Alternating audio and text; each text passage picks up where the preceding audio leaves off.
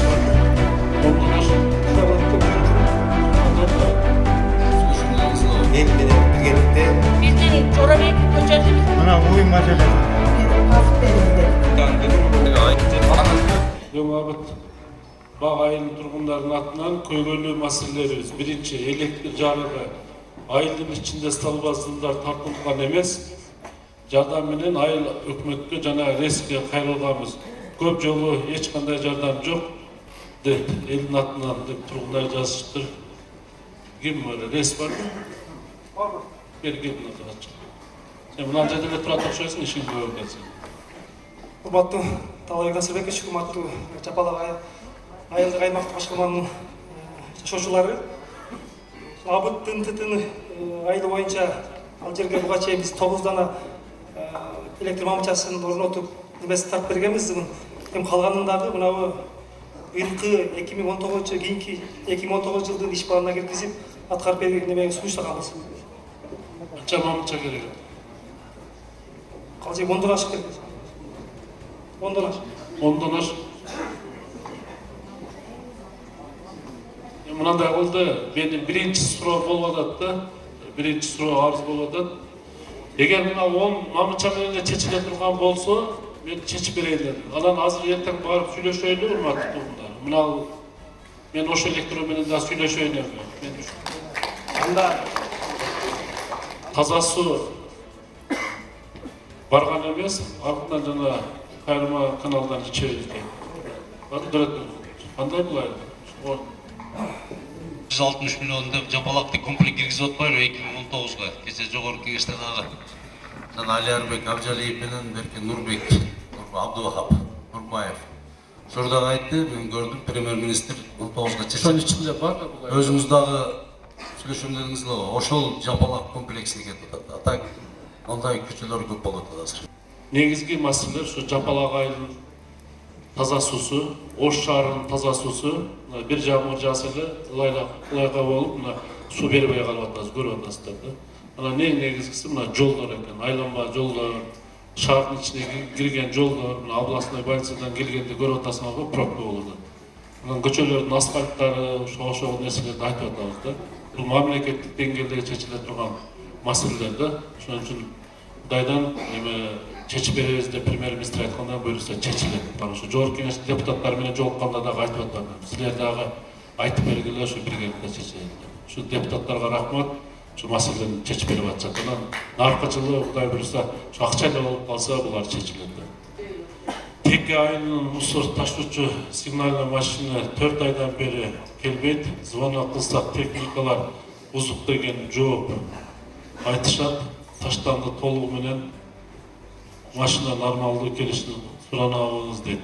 Эми бир жакшы техника алып келели деп анан ошол компаниялар менен сүйлөшүп кече Швейцария, Германияга чейин барып келдик. Анан эми бунун бир 6 айга чейин, 3 айга чейин, 4 ай, 5 айга чейин чозулушу мүмкүн. Анан жаңы техникалар келип калса, жаңы контейнерлерди мына уже тендер өттүрдү. Ушулар коюлуп калса, тазалык ишканасы бир топ жакшы жолго коюлат да, бул негизги маселе. Бирок мына эми мен элдин астында дагы ачык айтышым керек, мына канат капарып турат. Анан бул баланы мен жакшы сыйлайм, адам катары, жаш, кадыр катары. Ушу эл үчүн иштеп, түнү күнү мусор тазалаган үчүн мына Оштун 3 жыл тургуну болуп калдым. Жакшы баа берет эле. Бирок мэр болгондон бери муну катуу урушуп атам да. Тазалык боюнча бул Жапалак айылы эмес, шаардын ичи дагы жакшы эмес да. Азыр Челемушка менен берке Челемушка менен келдик, баягы Кыргызстан кинотеатрына. Шаардын ортосундагы мусорлар толуп жатат да. Сүрөткө тартып WhatsApp-ына жөнөтүп койдум да. Мен элестетип атам, айыл аралары уже болбой калган да. Шаардын центральный көчөлөрү ошондой болгондон кийин бул болбой калды да. Мына 100 миллиондон ашык акчам бар деп атат. Эгер мындайда мен элдин астында ачык айтышым керек. Эгер мен болгондо ушунун ордунда жылда 5 тен техника алсак дагы эл берип атат акчаны. Парк жаңыланып калат эле, эски техника деген болбойт эле да. Жылына ошол тапкан элден топ болгон акчалга bir 20'dan 30'dan kontener жасап койгондо да 5 жыл иштептир. 5 жылдын ичинде азыр мына элибизде же мэриянын бюджетин карызга батырбай ушуну албайт элек карызгачы. Бул баардыгы кредит деген карыз да. Эртең төлөшүбүз керек. Элдин бюджетине жол жасалбай калат, мектеп салынбай калат, бала бакча салынбай калат. Биз наркы жылдан баштап ошо алган кредиттерибизди төлөй баштайбыз да. Мына азыр мен башында азыр дагы чыгат каттар бүдүр. 5-6 катты катар окуса баардыгы тазалык боюнча келет. Ошон үчүн тазалыкты башында эле айтайын. Мына Талант мырза, түшүндүң да. Кандай кыласың, сен ошо ишканага жетекчисиң. Мен айтканым өткөндө. Акчаны керек болсо частный техникаларды арендага келишим менен алып болсо дагы тазалык тазалаңыз. Туурабы? Мына азыр биринчи элден чыгып атабыз, биринчи жолу ушу элдин менин сөзүм эмес да. Элдин арызы, элдин сөзү болуп атат. Кандай кыласың, айтчы, өзүң мынакка чыксың. Действительно, техникалары ескирген. Ошол 2008-жылы алынган экен, мына сигнал ыкмасында иштеген автоунаалар. Уже 11 жыл болуп турду алынганчы. Өздөрү билесиздер, мына айрыкча Жапалак айылынын тургундары тазалыктын техникасы тынбайт да. Күнүнө 18 саат, 20 саат иштейт бир машина. Мына 10 жылдан бери ушу эскирип, чирип, астылары да, башкалары да уже мына болбой калыптыр да. Биз дагы өзүбүз аракетти кылып атабыз. Кудай буйрса, быйылкы жылы техника алып кала турган болсо, кайра эле мурдагы графикке түшөт. Андан сырткары дагы азыр көбүнчө бизде айдоочулардан дагы маселе болуп атат. Себеп мына жакта карьерлер ачылып, ошоте айлыгы мына жакта 30 миң, 35 миң болсо, бизде айлыгыбыз азыраак болуп туруп, шоферлор көбүнчө ошол жакка кетип калат. Ал жактан кичине маселе болуп атат. Ишти баштаганда айлыгы 9600 болгон болсо, мына быйылкы жылы шоферлордун айлыгын 15 миң сом болуп берди. Бир жылдагы акча түшө турган болсо, ошо 20 миң, 25 миңге жеткирели деп туруп бизде аракет кылып атабыз. Кудай буйрса, жакынкы арада мына жаңы жылга чейин ошол графиктен чыгып кеткен көчөлөрдү, айылдарды кайра графикке киргизебиз. Жакынкы арада. Маселени чечип, кандай чечиш ал сенин проблемаң. Проблемаң кандай кыласың, частный машиналарды алып келесиңер, кандай кыласың? Себеби эл акча төлөп атат мусорго. Бул башка сөз жок. Болушу да мүмкүн. Тазалык ошондой тартип болуш керек. Машинаң бузулабы, өзүбүз ооруйбузбу, кандай болбош керек. Иш жүрүш керек. Ал биз чечишибиз керек бул маселени. Макулбу? Мына айылга келип, шаардын иштерин карап, тазалык алайын мына. Тазалык боюнча да точка коелу, мына. Тазасын койгондой тазалык. Келип карайын. Келбесе мына Асылбек Аманович турат, ушу тармакты тейлеген өзүңөрдүн уулуңар. Мына айтып бердим, бар мына ар ким вице-мэрлер өзүңөр тейлеген тармак боюнча ишти алып баргыла. Жооп бересиң. Керметтүү айыл башчысы Эшанов Санжар айыл тургундарына жашоо шартын жакшыртуу, айылды өнүктүрүүгө болгон көйгөйлөрдү чечип, кандайдыр бир кадамдарды жасоого кызыкчылыгы жок экенин кабар берет. Ошондуктан Эшанов Санжарды жумуш ордун бошотуп, татыктуу кандидатка тапшырып кетүүнү талап кылабыз. Бул маселени көңүл чечип берүүбүздү суранабыз деп. Эми аттары, фамилиялары жазылып тур бул жакта. Мына ал жакта мен кайрым кат эме көп жазылган турбайбы? Мусаев көчөсүнүн жашоочулардын атынан дейт. Кат көп экен, аягы түбү ушул экен да. Аймактын эмеси да башчысы. Эмне жооп бересиң? Мен жооп берип атпайм. Сен үстүңөн арызданып атчы, түшүндүң да? Эмне кылып актанабыз мен экөөбүз азыр? Кемчилдиктерин жогуну, өтүрүп, айткан суроолорго жооп берген. Жооп берип, элге жакындап, эл менен иштешип. Мына мен жаңы шайланганда келип калдым Кең Сайга баягы. Жаңы ишкана ачылып атпайбы? 7 миң жумуш орун түзүлгөн текстильный фабрика түшүп атат. Мына ошо өзүңөрдүн уулуңар экен, Айбек, Нурбек деген жигиттер. Рахмат ошо балдарга. Ошол балдардын ишин көрүп келейин деп барсам, туруптур анан. Анан эскертүүнү алган. Эскертүү алды бул жигит. Мен көрүп эле айттым. Илгери биз деле райондордо иштегенбиз. Аким болуп, төрага болуп, анан жетекчи келетат дегенде шылкоо менен ошол райондун бардыгын субботник кылып тазалап алат элек да, шылтоо эле да. Шылтоо эле турам. Анан мен барам, ал жерде туруп жолдун бардыгы, кең сайдын бардыгы, жапалактын ичи сектрантрасы бүт мусор да. Мен айттым, мени мындан кийин тоспой эле кой. Сен элди сыйласаң, мени урматтасаң, андан көрөк мэр келет атат, биринчи жолу келет атат, ошо айылды тазалап койгон. Кеп менде эмес, кеп ошол айылдын тартибинде болуп. Иштен алайын дедим эле, анан кайра дагы биринчи эскертүүнү берип туруп токтотуп. Эми азыр келип эле мен андай мындай дегенден алыспын, мен чындыкты айтып атам. Иштейм, иштеп берем деп атат, иштесин. Мен дайым айтып атам, келгенде дагы жетекчилерге айтып атам. Иштейли бардыгыбыз.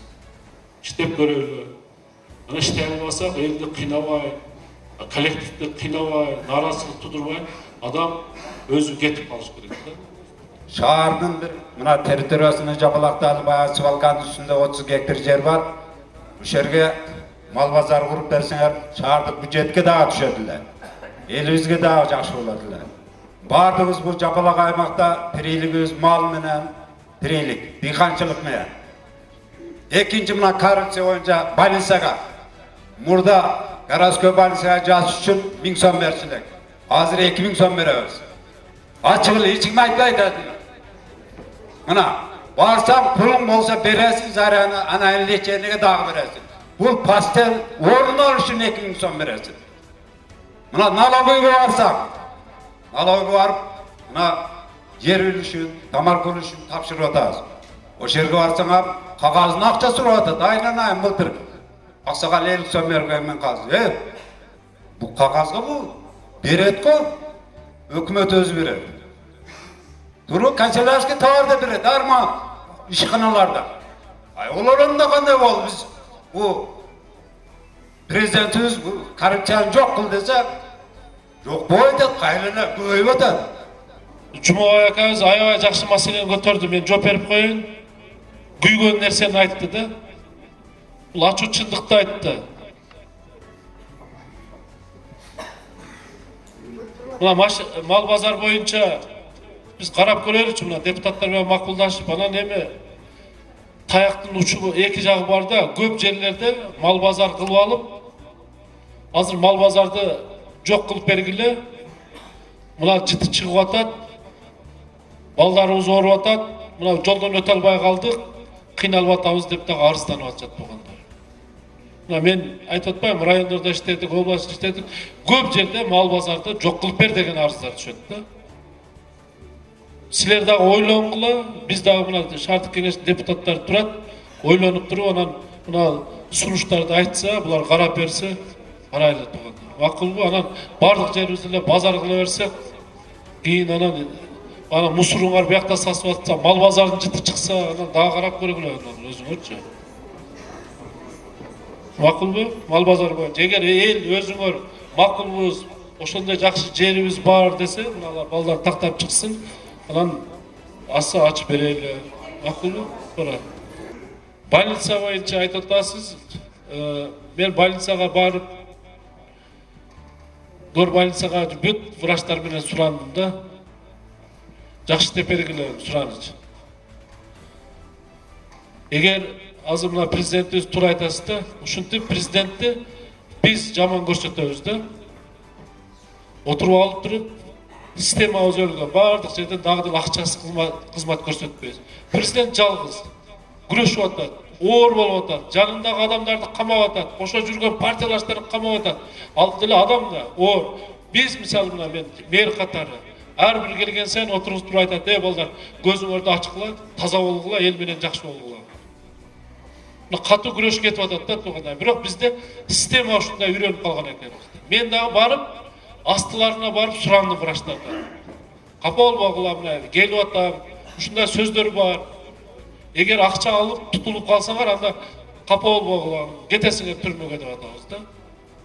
Закес көлүк алыш үчүн биз шаарда атарабына участковый милициялар көп.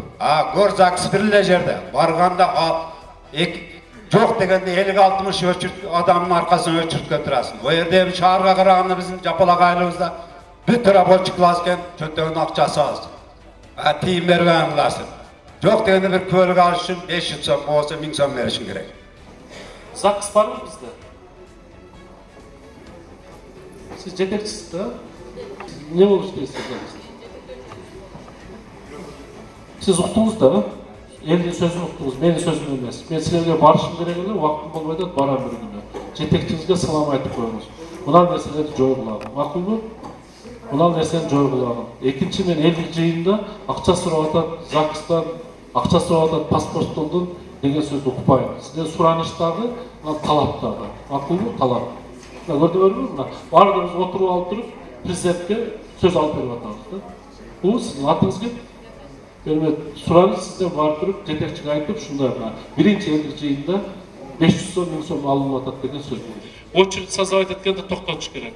Шығып, егер мындай шығып тұрып, 5 минут шығып қойшыңар керек, кейде 2 саат тұрады очередьте.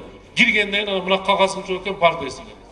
Ана дағы бараттағы, ошончо сыртқа шығып тұр, елге айтыш керек. Bir сире қарап тұрып, bir 10-15 минутта шығып, қағаздарын қарап, бардық дайыр болса, анан очередьке тұрыш керек. Жоқ болса, мынаны турулап кел. Мына кісілер көпелап кел деп тұрып айтышыңар керек. Анан 200 саат очередьке киргенден мынаны дайырдап кел дейсің. Анан елдің қыжыры келеді. Соны шығып, 5-10 минутта шығып, bir адисті қойып қойсаңар, түшіндіріштерін жүргізіп тұрыш керек. Ошондо очередь тағы болмайды. Мақұл бу? Жакшы деп бергилер, жакшы деп бергилер. Мына ақша алып атат деген сөз болбош керек. Мына мен аябай қалап атам ушу маселелерди тез чечип берсе экен деп. Мына 1 жылдан ашыгыраак убактыбыз бар экен бизде да. Силер канчалык ойлоп атканыңарды мен 2 есе ойлоп атам. Ушу элден бир ишенич алса экен, элдин ишеничин бийликке болгон алып келсе экен, маселесин чечсе экен деген ой максатта иштеп атат. Жакшы депутаттарыңар бар экен, булар жардам берип атат. Ошон үчүн ар бир үйдө тынччылык болсун, токчулук болсун, өзүбүз аман бололу эле.